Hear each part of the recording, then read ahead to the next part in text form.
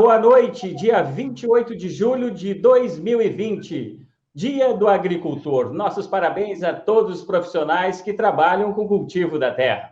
Bom, o Agro-Urbano de hoje vai falar sobre o trigo, um dos cereais mais consumidos do mundo. A área cultivada com o grão aqui no estado deve aumentar em mais de 20% neste ano, comparada com a safra passada. Mas o trigo está presente no nosso dia a dia, em pães, massas, cervejas, em coisas que a gente nem faz ideia. Por isso, nós vamos para a cozinha do professor Sandro Marques para saber o que ele prepara para temperar a nossa conversa de hoje. Boa noite, Sandro. Tudo bem? Boa noite, Emerson. Boa noite desde São Paulo e parabéns para todos os agricultores. Lembrando que, se não tem agricultor plantando, não tem comida aqui na cidade, né? Olha só, hoje eu vou fazer uma receita absolutamente simples, mas só para lembrar a gente que uma boa receita, um bom prato, é 50% ingrediente de qualidade e 50% a técnica. Não tem técnica que resolva um produto sem qualidade. Assim como um produto de má qualidade também não consegue ser melhorado por uma boa técnica. E como eu sei que a gente vai falar muito de qualidade hoje, que a gente tem trigo e padeiro aí na nossa conversa, eu vou então fazer uma brusqueta, que parece simples, mas eu vou mostrar a técnica. Já que o pão está garantido e o trigo, eu vou entrar hoje aqui com a técnica. Então, vamos conferir, né? Vamos saber tudo, do grão até o pão. Vamos conversar com o Fernando Michel, da Biotrigo Genética, e com o Fabiano Soares, que mistura técnica e tradição e é um padeiro que sabe tudo de pão. Fica aí, o Agro-Urbano está no ar.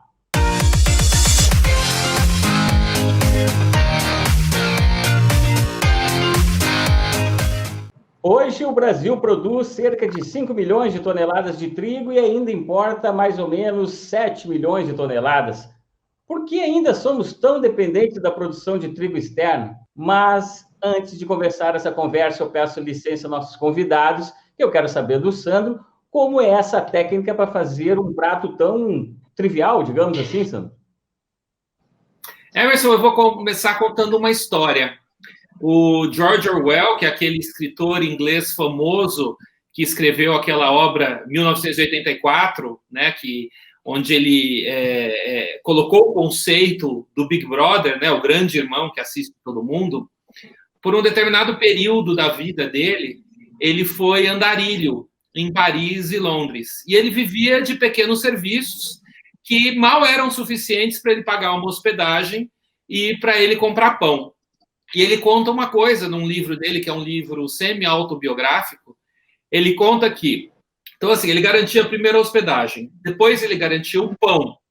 Mas quando ele ganhava muito dinheiro, além do pão, ele comprava alho. Porque ao passar o alho no pão, o sabor do pão ficava mais tempo na boca, e aí dava uma sensação de saciedade maior.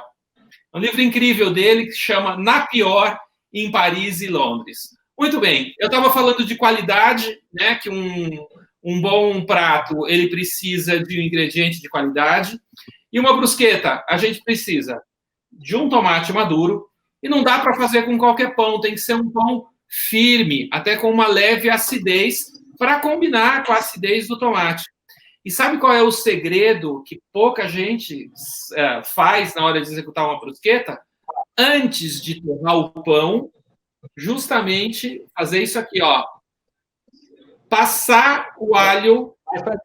Isso aí. Passar o alho no pão. E aí a gente leva o pão para ser tostado. Ele vai ficar com um aroma maravilhoso, sem ficar com um sabor muito forte. Depois a gente vai precisar de tomate bem picado, de manjericão e de azeite.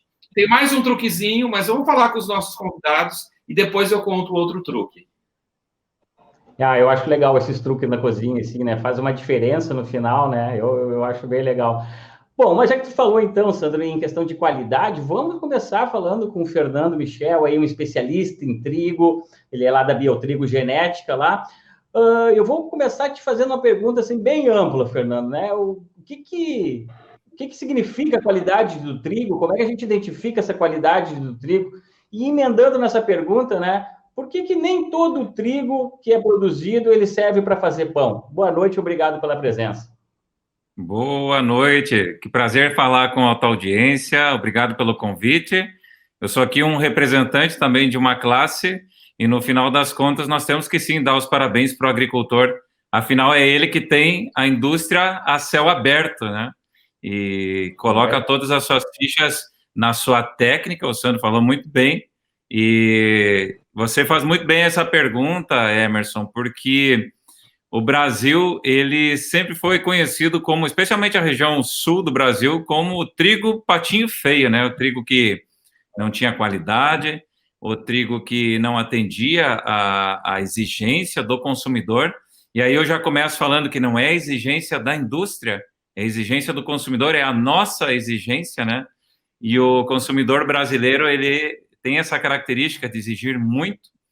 E o trigo, ele é testado realmente pelo nosso consumidor, porque além de todas as características, falando aí da panificação, que é responsável por 60% do consumo dessas mais de 12 milhões de toneladas, nós temos uma série de outras questões que também são peculiares ao mercado brasileiro. Eu vou iniciar respondendo a tua primeira pergunta. Como é que eu identifico qualidade do trigo? E aí eu teria que devolver a pergunta, talvez para o Sandro, para o Fabiano, mas o que você quer do outro lado? O que o consumidor deseja? Porque nós estamos vendo um consumidor mudando hábitos e o mercado ficando cada vez mais fechado, né? Ele está cada vez mais segmentado. E a boa notícia, Sandro, que eu te dou, e eu acho que eu gostei muito das tuas palavras, porque realmente a técnica ela não faz milagres, né? A boa notícia é que o melhoramento genético, que é onde a gente trabalha, que também os moinhos, eles já enxergaram isso um pouco antes.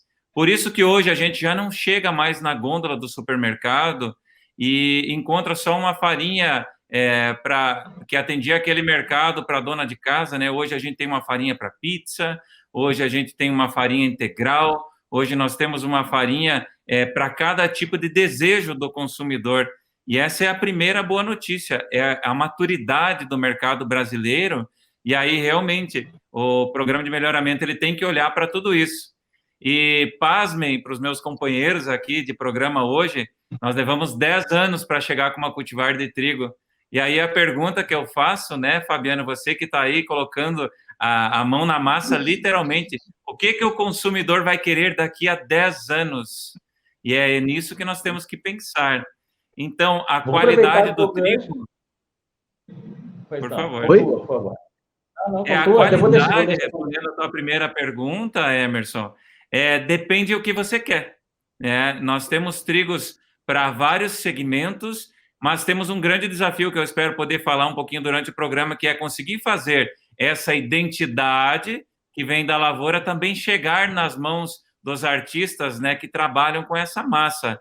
E respondendo rapidamente a tua segunda pergunta, por que o trigo brasileiro, nem todo ele é voltado para a panificação?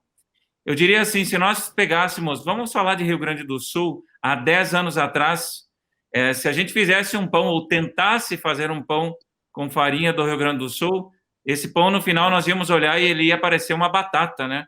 Porque era um pão que não tinha volume, não tinha salto de forma, não formava bem alvéolos, e era um melhoramento genético muito voltado ao desejo do agricultor, que sim, ele tem que ter as suas demandas atendidas, mas em algum momento, e eu falo um pouco aí do nosso trabalho, o programa de melhoramento, ele sentou à mesma mesa com o agricultor, com a indústria moageira e com o panificador, para que a gente pudesse entender a demanda de cada um. E aí nós começamos a resolver um problema, que é saber o que o cliente de todos quer, que é o consumidor final. E daí, nesse sentido, o melhoramento começou a olhar muito para a indústria, e eu espero, sim, que um dia a gente possa fazer, talvez, um programa daqui de dentro e mostrar que hoje nós temos uma padaria experimental dentro da Biotrigo Genética. Então, eu te diria assim, Nós superamos um pouco isso, Emerson. A gente avançou muito, e inclusive aquele trigo argentino, que a gente ouvia falar desde pequena, a farinha argentina, sim, ela realmente é muito boa, mas hoje boa parte da farinha argentina já tem genética brasileira também.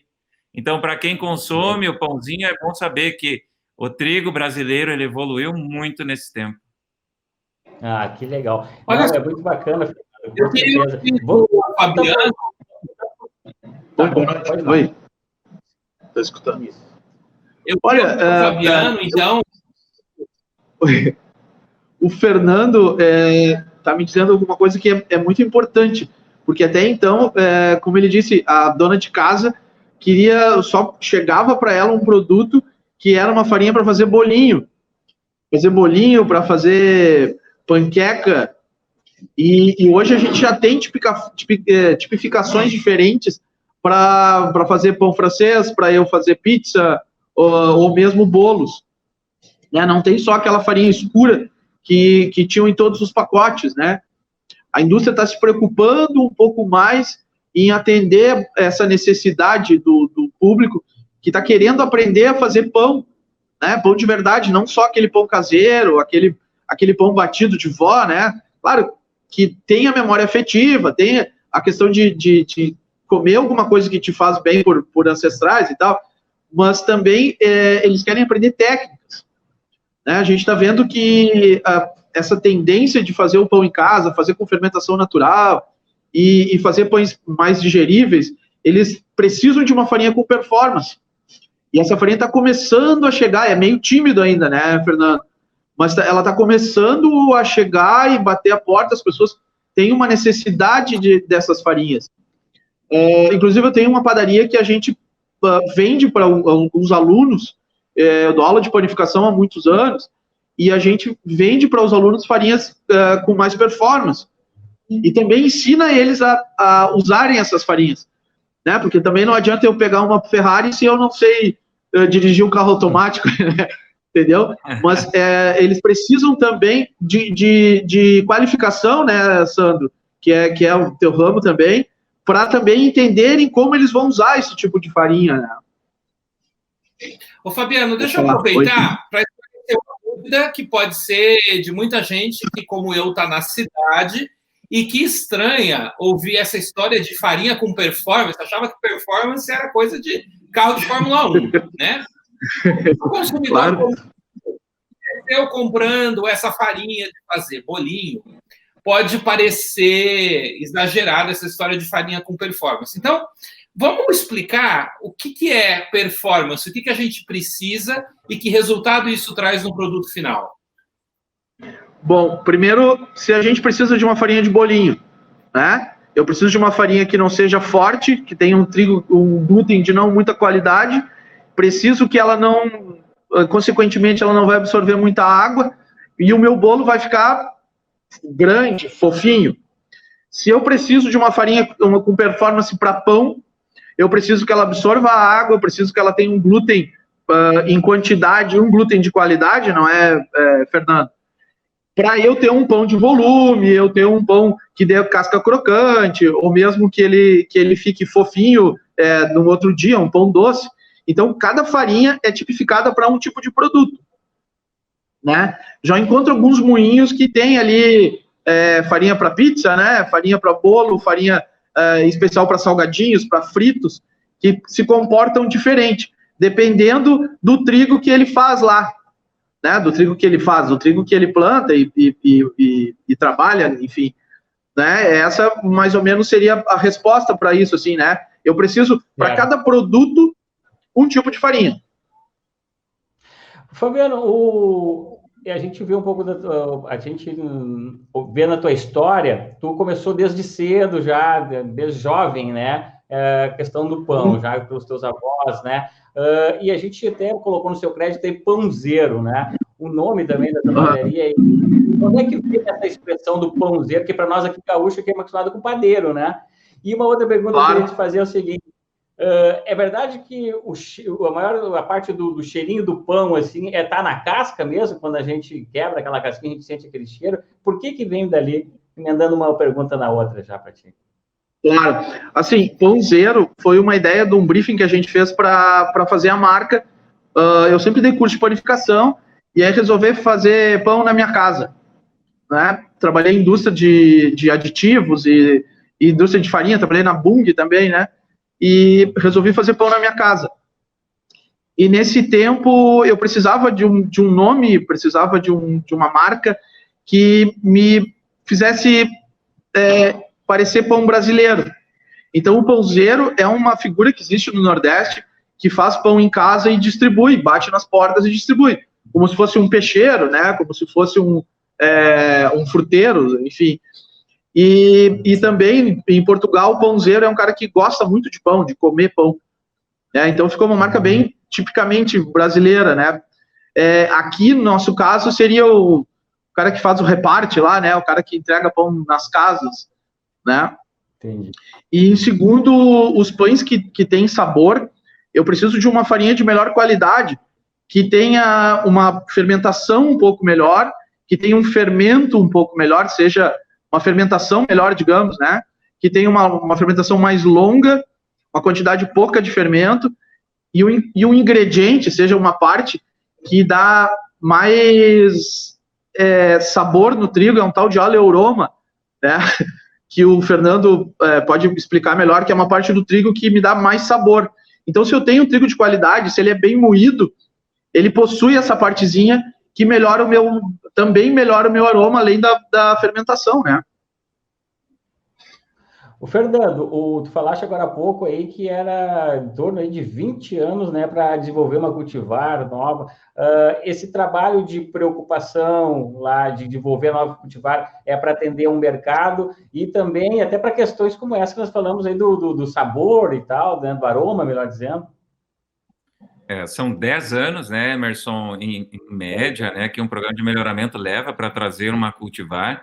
Por isso que a gente tem que conversar com muita gente, ter essa leitura. É claro que nós não temos uma bola de cristal, né? Nós temos um programa de melhoramento grande que traz uma série de linhagens. Aí nós chegamos a ter ensaios com mais de 80 mil linhagens para que a gente possa escolher uma e lançar naquele ano. Nós tivemos a grata surpresa, e aí complementando um pouco do que tu fala, Fabiano, essa questão da performance é algo que a gente tem olhado muito. Desde 2015, a gente tem uma profissional dentro da Biotrigo, que é a Kenia Meneguzzi, e ela conversa com praticamente 80% da moagem brasileira, das plantas de moagem. Eu diria assim que é uma preocupação tão grande quanto a gente olhar para uma doença no campo, que o agricultor tem que ter uma cultivar mais resistente, é a questão da panificação. Hoje, para nós, é eliminatório. Se ela não tiver performance, ela não vai para o campo. E eu pego as tuas palavras dizendo que chega timidamente, mas é um movimento importante. Nesse ano, para você ter uma ideia, a cultivar mais semeada no Rio Grande do Sul, ela é a primeira cultivar brasileira classificada como grupo 1 na Argentina. A Argentina tem 3 grupos de qualidade, né? A maioria das cultivares semeadas são do grupo 2, que tem uma qualidade bem aceitável, que seriam os trigos na nossa legislação classificados como grupo pão, né? E chegar como grupo 1, que seriam aí os nossos melhoradores, para tentar traçar um paralelo, era um desafio muito grande, porque tem que ter rendimento, tem que pagar a conta do agricultor. E essa cultivar, para você que trabalhou com aditivação, nós fizemos um evento, uma parceria com uma empresa que trabalha com aditivação, ela é francesa, está em Dijon, na França, e nós mandamos, Emerson, as farinhas das nossas cultivares para a França, para eles validarem, e depois nós repetimos os testes no Brasil, em São Paulo, inclusive passando por a modalidade de pães congelados, que eu acho que é a mais desafiadora de todas, né? O processo ele exige muito da farinha. Por que eu faço questão de trazer esse case francês testando cultivares brasileiras? Porque a França é uma grande escola de panificação e ela, sim, exige muito da capacidade da cultivar da farinha, porque o Fabiano pode falar melhor da receita para nós, né? Mas é basicamente farinha, água, fermento e sal, se eu não estou enganado, né? Então, assim, ou tu é pão ou tu não é, né? E a gente rompeu todos os recordes com esta cultivar que chama Audasa. Aliás, o nome é bem sugestivo, né? Realmente aceitar campo e também a questão da padaria é um desafio, mas a gente tem sido bem sucedido graças à ajuda de profissionais como você, Fabiano, que tem nos dado esse feedback e tem testado as nossas cultivares. O que a gente não quer, Emerson, é retrabalho, de fazer com que o agricultor goste de um tipo de trigo, ele semeie esse trigo e depois ele não sirva para nada quando chegar lá no moinho e ir para a padaria. Então, é um cuidado que a gente tem tido, e eu queria destacar que hoje, talvez a maior dificuldade já não seja, eu não vou falar de clima e de mercado, porque daí nós vamos precisar da noite, né, e a gente não domina isso, mas o grande desafio hoje, não só do Rio Grande do Sul, mas do Brasil como um todo, é separar esse trigo pela qualidade que ele tem. O que acaba acontecendo?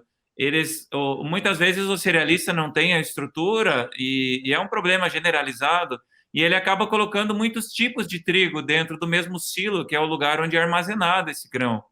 E aí, quando você mistura tudo isso, eu tenho um trigo que tem uma aptidão para A, outro para B, e no final das contas você tem um problema dentro do silo, você não tem uma identidade. Então, hoje, o que a gente tem trabalhado? Ou a gente segrega, e aí nós temos, por exemplo, um trigo que é melhorador e branqueador, e, aliás, nem falamos de cor ainda, vamos falar um pouquinho de cor depois, né? Mas esse trigo está num projeto que segrega esse material. E aí, se a padaria, enfim, o moinho quer trabalhar com esse trigo, ele já sabe onde é que ele vai encontrar. Nós estamos falando de rastreabilidade. Agora, onde eu não tenho, Emerson, condições de fazer um projeto como esse, o que a gente precisa é ter um grupo de cultivares de trigo que converse. Esse é o termo que eu uso, para que eu não misture um trigo que não tem aptidão para A com aquele trigo e deixe ele separado, ou que eu tenha um grupo que tenha a mesma aptidão. E eu acho assim, através da Câmara Setorial do Trigo do Rio Grande do Sul, eles estão fazendo um bom trabalho, inclusive sugerindo grupos de cultivares, e a gente não pode voltar atrás nisso.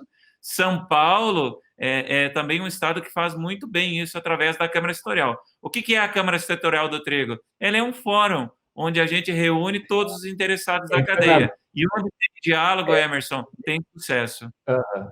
Não, perfeito. Na verdade, só para a gente ir picotando essa conversa, até para que a gente ficar... é muita coisa, né? E tem tanta coisa importante que realmente ela é determinante, até para a gente chegar lá no Fabiano, lá que está lá tá na padaria dele, de vez em quando está passando alguém lá, pessoal, é porque está na padaria dele lá lá em Canoas. Lá. E como isso é importante, né, Sandro, que essa questão que tanta coisa acontece até chegar essa farinha lá para o Fabiano, né? E é claro que a gente gostaria aqui de abordar tudo isso, mas para que a gente possa levar um pouco desse entendimento, Fabiano, o que para ti aí é determinante quando chega na tua padaria, o que tu observa em relação a essa questão que eu achei muito bacana que também tu falaste sobre a rastreabilidade.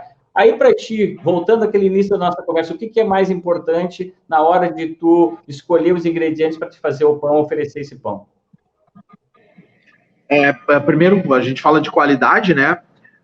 Mas o que é meio difícil nesse mercado é o moinho me oferecer uma farinha que tenha sempre a mesma qualidade, sempre a mesma farinha.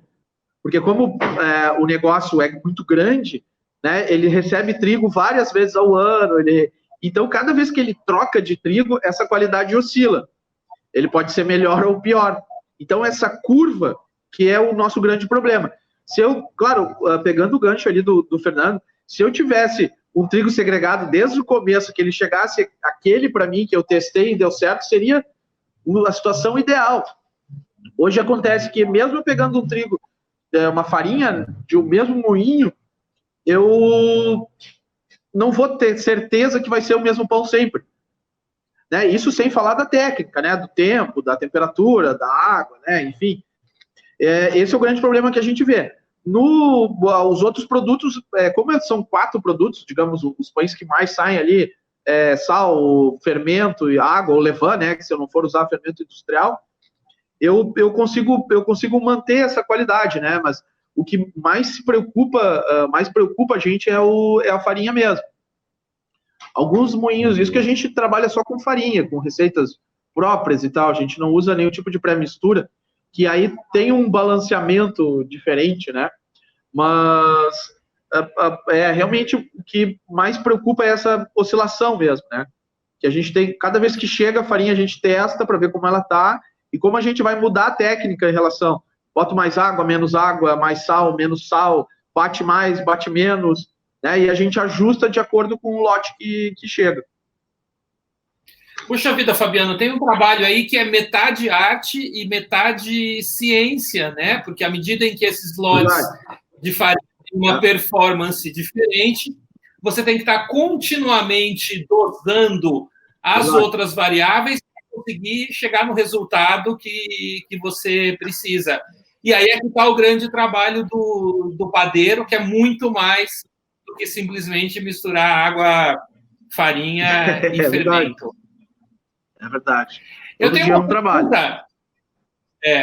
Eu tenho uma pergunta para o Fernando. É uma pergunta muito da cidade, assim, que é importante a gente esclarecer.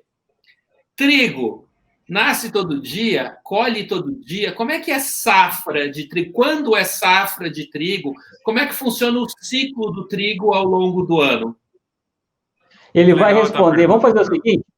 Fernando, desculpa, vamos fazer o seguinte, tu vai responder isso depois de um pequeno breakzinho que a gente faz no quadro que a gente tem aqui, que é um rio de azeite, onde que o Sandro Marques, nosso especialista, autor do Guia Brasileiro do Azeite, o homem sabe tudo de azeite também, entre outras coisas. Ele tem um quadro aqui que a gente tem no programa Agro-Urbano, que ele vai falar um pouco sobre algumas particularidades do azeite. É rapidinho, é 1 minuto, a gente já volta e aí você responde para nós, tá bem?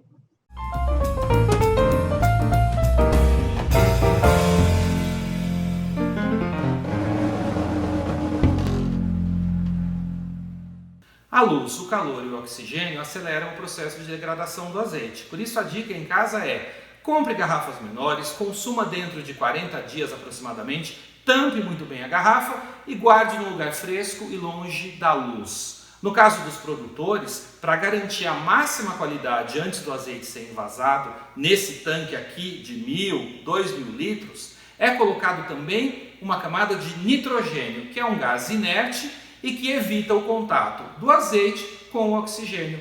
Conheça os produtores brasileiros, valorize o produto regional e na hora de finalizar um prato, não se esqueça, não precisa ser um fio, pode ser um rio de azeite.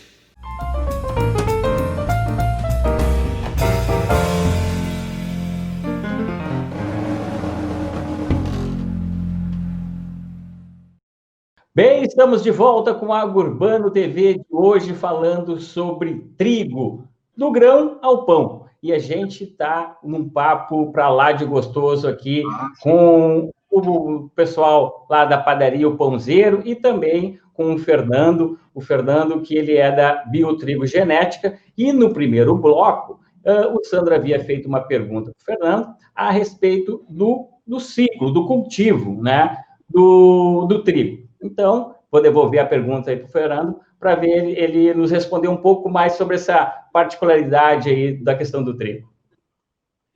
Sandro, obrigado pela tua pergunta, é legal fazer esse esclarecimento. Apesar da padaria precisar de trigo o ano todo, não se produz trigo o ano todo no Brasil, ao contrário do hemisfério norte, que cultiva praticamente trigo de inverno, e aí são trigos que ficam 270 dias no campo. Os trigos semeados no Brasil são trigos de primavera, que ficam aí entre 120 a 140 dias, os ciclos um pouco mais longos. O Brasil é um país de dimensões continentais, e aí a gente vê que o Cerrado ele começa a semear trigo, diria ali Minas Gerais, Goiás, em março, que é um trigo que não é irrigado, né? O Cerrado semeia trigo de sequeiro e também irrigado, e aí a gente vai descendo. O norte do Paraná começa a semear trigo aí segunda quinzena de abril, depois a região das Missões, aqui no Rio Grande do Sul, começa a entrar com trigo. Então, esse comportamento ele vai da região mais quente para a região mais fria.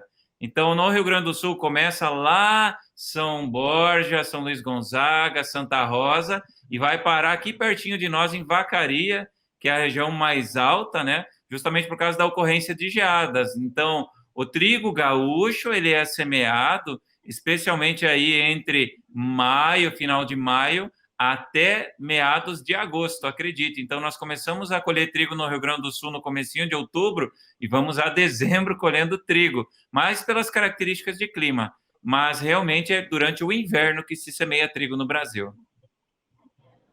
Viu, Sandra? É a questão para fazer aquele pãozinho da brusquetinha, aquela maravilhosa. Por falar em brusqueta, como é que anda essa brusqueta aí? Tem umas coisas, uns detalhes que eu gostei. Olha só, truque número 2. Eu estou aqui com o meu tomate e o manjericão. E aí, o legal é a gente picar o tomate, colocar o manjericão e deixar em repouso uma meia horinha, porque o tomate vai aromatizar, ficar aromatizado com esse manjericão. Então, tem que fazer com um pouquinho de tempo, não é sair fazendo, porque ele vai ficar mais gostoso. Depois tem o terceiro truque, que é na hora de tostar o pão. Mas eu tenho uma pergunta, enquanto eu vou começar a aquecer ali a minha frigideira de ferro para tostar o pão, eu queria saber uma coisa do Fabiano, que tem uma experiência grande, passou muito tempo da vida na padaria, em termos de preferências de consumidor, né? Quais são as grandes ondas? O que o consumidor queria 10 anos atrás? O que ele pede hoje? O que isso muda no ofício do padeiro? O consumidor, digamos, há 10 anos, ele ainda gostava muito de pão de forma. Aquele pão de forma empacotado, que dura 20 dias, para ele poder guardar bastante tempo em casa, né, para fazer um sanduíche macio, para ele fazer uma torrada, né, enfim. E de 10 anos mudou muito drasticamente. Hoje ele está abandonando esses pães que tem 300 ingredientes, que tem algumas receitas que tem 25 ingredientes, né? Além da farinha, do fermento, água e sal, ele tem muitos outros, estabilizantes, corantes, aromatizantes, né? E enzimas e ácido ascórbico, né? Hoje ele está procurando um pão que tenha só os 4 ingredientes, ou só 3, só farinha, água e sal, com fermentação natural, longas fermentações e tal. Ele está procurando um pão mais saudável. Como ele ainda não encontra isso em escala, e para a indústria também isso vai ser bem difícil de fazer num momento tão rápido, ele está fazendo pão em casa. Né? Alguns lugares, algumas pequenas padarias estão surgindo, como no exterior, elas estão surgindo, que fazem pães em pequenas quantidades, pães com aroma, com aquele casquinha, que nem esse que tu tá fazendo aí, com um bom miolo, um miolo elástico, com uma casca crocante, com bastante aroma de fermentação boa, né? Não fermentação ácida demais. E isso tá acontecendo muito rápido. As pessoas estão desprezando aqueles pães de forma. É difícil tu ver alguém comprar o pão de forma hoje, né? Esse momento está bem importante para essa mudança mesmo no trigo que a gente consome, né? Eu também estou querendo um trigo de mais qualidade para oferecer isso para o meu cliente, né? Porque eu não posso mais...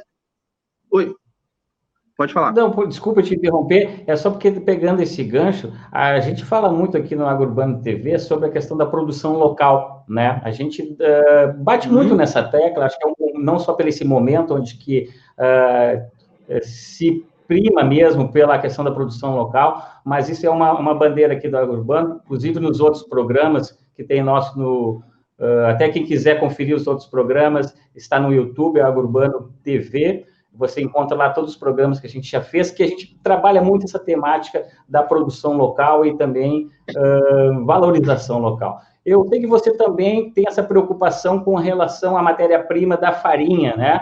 Eu gostaria que você falasse um pouco disso também, que, como eu disse, não é só nesse momento da pandemia, isso veio muito à tona, né? Mas isso é uma questão tua mesmo, que você trabalha há bastante tempo, né? Na verdade, a convicção da empresa sempre foi trabalhar com produtos locais, orgânicos, né? Quando possível. A gente ainda não tem uma farinha orgânica que tenha performance, né? Que a gente precisa para alguns tipos de pães. Mas eu tenho alguns moinhos que me atendem com moinho de pedra e também feitas com trigo local, trigo gaúcho principalmente. pessoal que me traz só trigo gaúcho para alguns tipos de pães que a gente faz, e também as farinhas claras, que são as farinhas que a gente precisa que sejam, que tenham uma qualidade um pouco melhor, são de moinhos da região também, né? São moinhos da cidade aqui, né? Tem vários moinhos aqui em volta. Então, a gente sempre, farinha de milho também, moída na pedra, algumas até com moinho de pilão, porque isso reflete na qualidade final, né? O cliente vem atrás de produtos e ele consegue identificar quando tu oferece um pão de melhor qualidade, né? Com valor agregado, com qualidade, com sabor, com aroma, e a gente consegue se fortificar nisso e ficar conhecido também na região, né? Além de fortificar os parceiros, né? Que vem.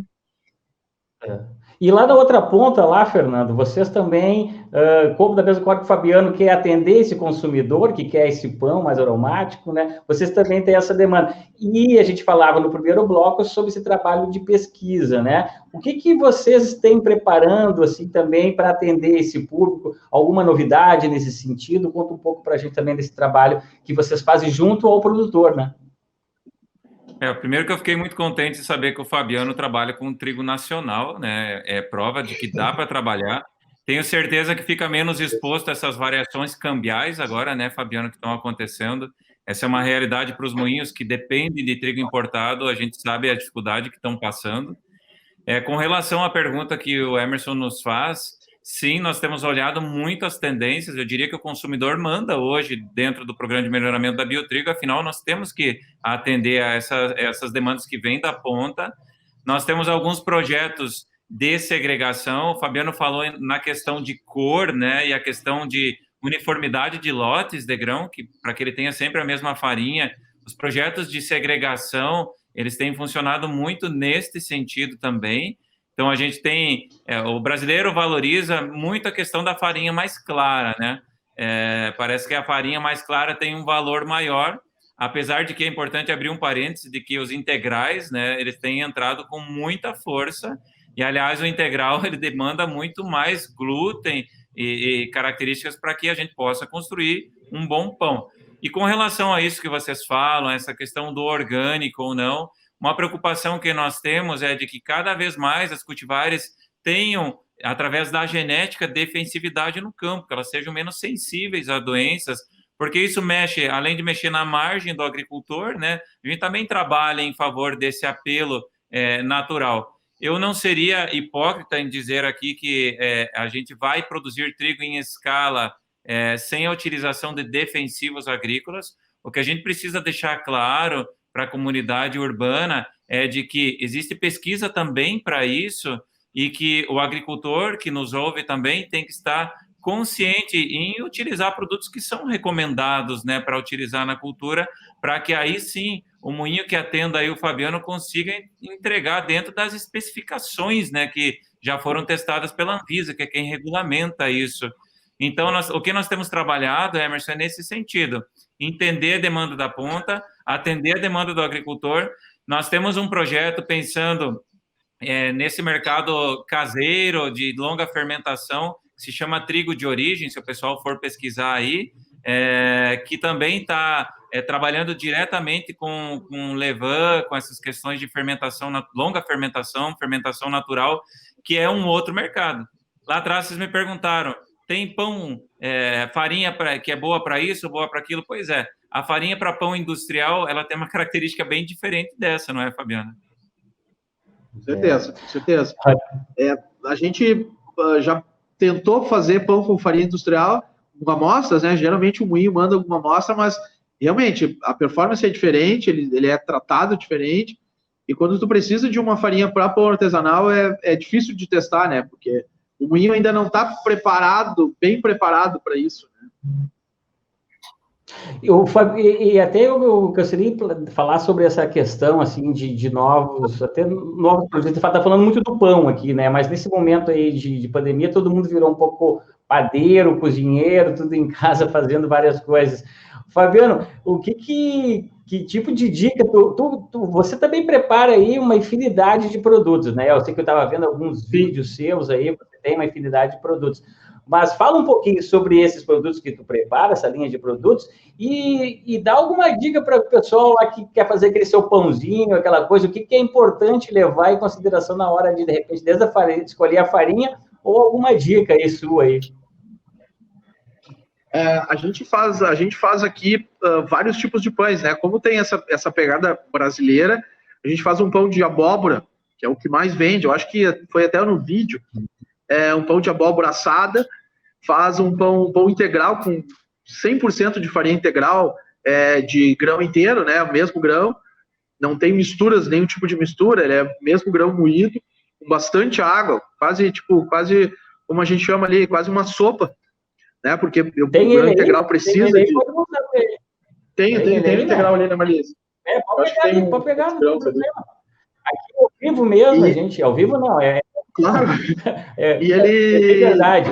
E ele é um pão que é bastante funcional, com bastante sabor, porque eu tenho todas as partes do trigo, não é? Ele tem sabor de trigo torrado, ele não é um trigo novo, não é aquele trigo rançoso, né? Então a gente roda bastante esse pão. E depois as baguetes, os italianos de fermentação natural, que também, como é tendência, a gente começa a pegar um pouco de cada mercado. O integral é aquele que ninguém desiste, né? Mesmo não tendo uma parcela que as pessoas gostam tanto, mas elas vêm sempre atrás do pão integral, pelo menos uma vez na semana, né? Então, estou achando pão integral. Segunda-feira, pelo menos, elas vêm atrás de um pão multigrãos, né? Ele é um pão integral com grãos por fora e tal. Então, as pessoas começam as dietas na segunda-feira. E depois tem um outro pão que ele é feito à mão, que é bem aquele... Tem lá dentro, lá. Que é bem aquele valor... aquele valor afetivo. Pão feito à mão, tipo pão de vó, sabe? Que tu sente que tu tá na casa da avó de antigamente. Ó, a gente tem aqui, ó, essa baguete. É uma baguete com multigrãos. Ela é essa, com 100% fermento. Tem bastante grãos e ela tem um miolo bem escuro. O Fernando falou que o brasileiro, o gaúcho principalmente, né? Ele está acostumado com miolo claro. A gente está mudando essa tradição de que o miolo escuro tem mais sabor do que o miolo claro, né? Do que o miolo branco. Depois tem esse aqui, que é o de abóbora, né? É o pãozinho que a gente... esse é o pãozinho que a gente vende bastante. É o pãozinho que vai 40% de abóbora cozida, que também é feito à mão e tal. Aqui tem um pão australiano, que na verdade não tem na Austrália, né? É uma invenção quase brasileira, que é um pão com farinha integral, ele tem 15% de farinha integral e cacau, para dar essa cor de mais pretona, assim, nele. E por último aqui um campeão de vendas, que é o tradicional pão de linguiça, que vai uma linguiça, vai recheado com linguiça. Todo mundo vem procurar, pelo menos no final da semana, que já parou com a dieta. Isso já é na sexta-feira. Esse chega na sexta-feira e no sábado o pessoal já vem procurando, né? Depois disso que o Fabiano falou, eu não tenho dúvida nenhuma de que ele conhece muito bem o perfil do consumidor. Eu não tenho a menor dúvida. E aí eu queria aproveitar esse assunto de perfil do consumidor, né? Porque o Fabiano está numa ponta, atendendo o cliente que ele sabe que quer um determinado pão, um determinado dia, e o Fernando está na outra ponta, tentando fazer essa leitura, como ele fez uma provocação logo no começo, né? Daqui a 10 anos, qual é o pão que o cliente vai querer? Porque eu preciso conhecer o trigo para esse pão que é a tendência daqui a 10 anos. Então, é um trabalho difícil de acompanhamento de tendência. E eu queria, Fernando, ouvir uma coisa de você, de novo, um esclarecimento importante. A gente fala melhoramento genético, nem todo mundo sabe o que é. E, às vezes, pode até entender que melhoramento genético tem a ver com práticas que a pessoa não concorda ou tem medo, acham que são ruins. Então, vamos entrar um pouco nesse assunto para desmistificar o que é um melhoramento genético de uma planta. Sandro, mais uma pergunta inteligente. Legal trazer esse tema. Eu vou te dar o resumo do melhoramento genético lá em casa. É a minha filha que é linda graças à minha esposa. É. Não tem nada. Para a sorte dela. Né? Então, melhoramento genético é isso, né? O que a gente faz aqui? A gente não trabalha com técnicas de engenharia genética, né, que seria a transgenia. Hoje, melhoramento genético, ele é feito de maneira tradicional. Nós temos lá, apesar de que o trigo se autofecunda, né? A gente vai lá no melhoramento, seleciona, vamos abrir aspas, então, um pai e uma mãe, e essa mãe que vai receber o pólen do pai, ela sofre um processo que se chama, olha que nome bonito, emasculação. Emasculação, que é praticamente castrar o trigo. Você tira a parte masculina do trigo e retira as anteras, que são a parte masculina, é feito lá com pinças, é um trabalho bem delicado, né? Imagine que a gente faz 5.000 cruzamentos por ano aqui dentro da Biotrigo, pouco mais que isso, e aí depois de um período, simplificando um pouco, você chega lá com o pólen da outra planta, digamos que você tem um trigo baixo e um trigo muito alto, e você tirou a parte masculina do trigo baixo, e vai lá, coloca o pólen daquele trigo mais alto, porque você quer uma planta média, de altura média. E aí entra o trabalho do melhorista. O melhorista, essa semente vai para o campo. Se vocês vissem, uma cultivar de trigo nasce num balde primeiro, mas depois ela vai para o campo e o melhorista vai selecionar, que o termo técnico é fenotipar. Só nome bonito, né? E aí ele vai selecionar. Olha, eu tenho aqui 20 tipos de trigo que nasceram desse cruzamento, então eu vou escolher aquele que eu quero, porte médio. Esse aqui é menos sensível a uma doença que dá aqui no Rio Grande do Sul. E depois que isso ganha uma escala, e aí, Fabiano, isso muito antes de lançar um trigo, a Quênia testa, com um pouco mais de 100 gramas de farinha, ela testa e faz um mini pão.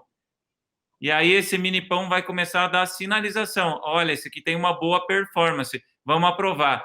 Mas já não deu bom pãozinho? Coloca essa linhagem fora e vamos seguir trabalhando. Então, é mais ou menos assim que acontece, mas é um melhoramento tradicional, respondendo a tua pergunta. Deixa eu emendar uma pergunta, então, nessa linha. Se eu me permite emendar uma pergunta nessa linha, até que a questão do melhoramento também visa a questão da produtividade, né? As pessoas, eu acho que também se perguntam por que o Brasil, né, que é uma referência mundial na produção de alimentos, tem uma dificuldade tão grande em questão de produzir o trigo, né? Por que ela importa tanto, o Brasil precisa importar tanto trigo assim, né? Tem alguma explicação mais ou menos lógica para um público mais, vamos dizer assim, leigo? Sim. Emerson, eu confesso que eu estava esperando essa pergunta. Não se explica com o território que a gente tem, né? O Brasil, que é um país exportador de quase tudo, né? Ser um importador de trigo. Eu vou tentar simplificar, não é simples a resposta. Primeiro passava pelas questões de qualidade, e eu imagino que a partir do momento que o agricultor no campo for aderindo a essas cultivares com mais qualidade, a gente resolve esse problema. Me parece assim que ele está caminhando para a superação. Mas nós temos outros gargalos aí. E eu prometi que eu não vou falar em política, porque não estamos aqui para isso. Então, tem questões políticas no meio, e a gente fala política, a gente acha que é ruim. Eu falo de relações entre um país e outro, né? Elas também existem.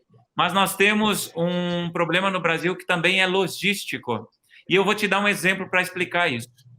Vamos lá. Minas Gerais e São Paulo, né, que é aí onde o Sandro está. Minas Gerais, para importar trigo de São Paulo, paga 2% de ICMS e para exportar para São Paulo vai ter um custo de 12%. Então, eu falei de logística, que é um problema, e agora eu estou falando de temas tributários.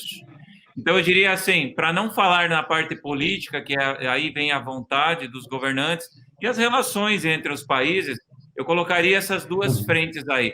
Logística, pense o Rio Grande do Sul, que produz, ele é superavitário, ele produz mais do que consome, sai muito mais barato mandar um navio da Argentina lá para o Nordeste do que mandar um caminhão sair do Rio Grande do Sul para a gente mandar para lá. E aí entra a questão das leis, e nós precisaríamos mais tempo para explicar isso, as leis de navegação.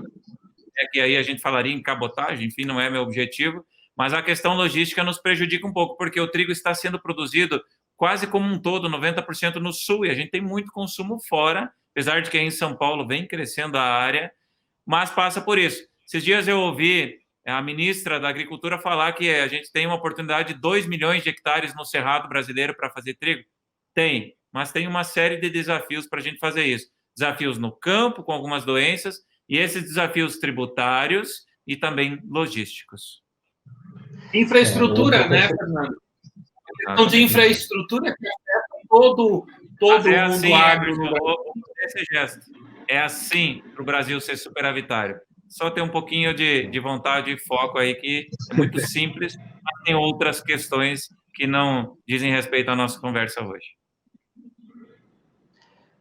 O professor Tejon, aqui no programa que a gente teve a oportunidade de recebê-lo aqui, com uma sumidade da questão do agronegócio, lembrava muito bem que o agro tem muitas facetas, principalmente depois da porteira, que a gente estava falando aí na questão toda de logística e tudo mais, né, até chegar lá no consumidor.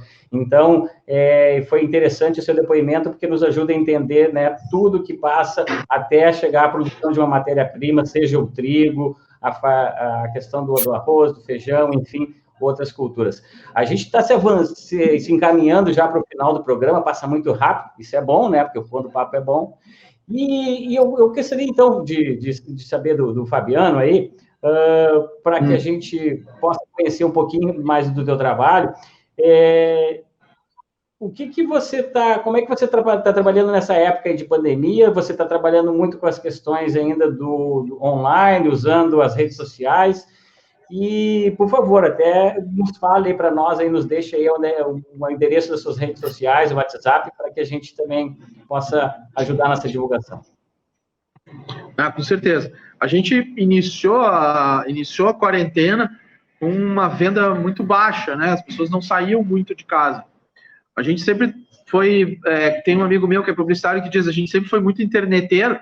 A gente foi criado de internet, né? A marca foi colocada no Facebook em 2011 e a gente atingiu uma época 32 mil visualizações na semana, né? A época que o Facebook não tinha quase nada ainda, não te travava ou não fazia muito comércio com isso. E a gente voltou a fazer isso fortemente na pandemia. Olha lá, a gente voltou... A gente voltou a fazer isso fortemente na pandemia para perder um pouco a concentração, né? E começou a aumentar de novo, as pessoas começaram a procurar, e agora muito esse serviço de takeaway, né? De pega-leva, as pessoas também pedem pelas plataformas ali, pelas 3 plataformas principais. Então, começando a sentir alguma melhora, assim, né? Muito devagar, mas ainda está... Mas como a gente nunca fechou, né? Porque como é serviço essencial, não ficou zero receita. Mas chegou um momento que estava bem pequenininha mesmo. Né? Mas a gente já está conseguindo... Oi? Desculpa. Pode falar. Eu ia te perguntar aí qual é as tuas redes sociais para o pessoal encontrar lá um pouco mais do teu trabalho, conhecer um pouco mais do teu trabalho. Isso. No Instagram, @pãozeiro, e Facebook, Pãozeiro Pães Artesanais. A gente está em Canoas, na Avenida Santos Ferreira, perto do hospital, em Canoas. E também tem alguns telefones de WhatsApp que atendem, que a gente tem todas as listas ali no Instagram. Maravilha. A gente, como eu disse, a gente está chegando já para o final aí. Já eu gostaria que o Fernando deixasse o seu depoimento final. Quer falar alguma coisa antes, Sandro? Por favor. Emerson, antes do Fernando se despedir, eu tinha combinado de dar a última dica, lembra? Olha só. Verdade. A quantidade que a gente tosta o pão define a harmonização com o azeite. Claro, um pão como esse aqui, que é um pão gostoso, com tomate, com manjericão, coloca o azeite que você tiver, já tá bom. Mas se você quiser sofisticar um pouquinho, o pão mais tostado, ele vai aguentar os azeites mais intensos que são produzidos no Rio Grande do Sul. O pão com a tosta mais leve, você coloca um azeite suave ou um azeite médio. Mas Se alguém tiver mais dúvidas sobre a harmonização, eu queria lembrar também que o meu livro foi lançado na semana passada, Extra Fresco, o Guia de Azeites do Brasil. Está disponível em extrafresco.com.br. E agora, no Dia dos Pais, a gente ainda tem uma caixa de presente, que é o livro, duas garrafas de azeite e uma aula online comigo para saber tudo sobre azeite. Sem dúvida, um belo presente, né? Uma questão aí de história e gostoso, e também sabe conhecer bastante sobre azeite. Fernando, te agradeço muito, a gente já está sobre a hora. Por favor, deixa o seu recado final e também as redes aí da Biotrigo, onde o pessoal pode conseguir mais informações, por favor. Primeiro, agradecer a companhia, Emerson, Sandro, Fabiano, muito bom conversar com vocês e com a audiência do programa. Acompanhe a Biotrigo no Instagram, no YouTube, no Facebook, enfim, todas as redes sociais, Biotrigo Genética. Para quem tiver curiosidade, eu falei um pouquinho sobre a França, né? A gente fez uma webinar só sobre qualidade industrial, então você pode ir no YouTube lá e buscar, ou no nosso site, que é www.biotrigo.com.br. Você vai lá na aba Downloads, está tudo lá. E no dia 28 de outubro, para quem é do campo, para quem é da cidade, a Biotrigo vai fazer o seu primeiro dia de campo virtual. Para garantir a segurança de quem trabalha com a nossa genética, a gente vai evitar a aglomeração. Então, estamos preparando aí um programa especial, mas mais do que nunca deixar aquele abraço para o agricultor que planta a genética Biotrigo. Quem planta Tebio sabe o comprometimento que nós temos com toda a cadeia produtiva do trigo. Então, deixar um grande abraço aí ao agricultor no seu dia. Maravilha. Também estendemos o nosso abraço a todos os agricultores. Muito obrigado, pessoal. A gente volta na terça-feira que vem. Um grande abraço, viu? Valeu. Valeu, Sandro. Tchau.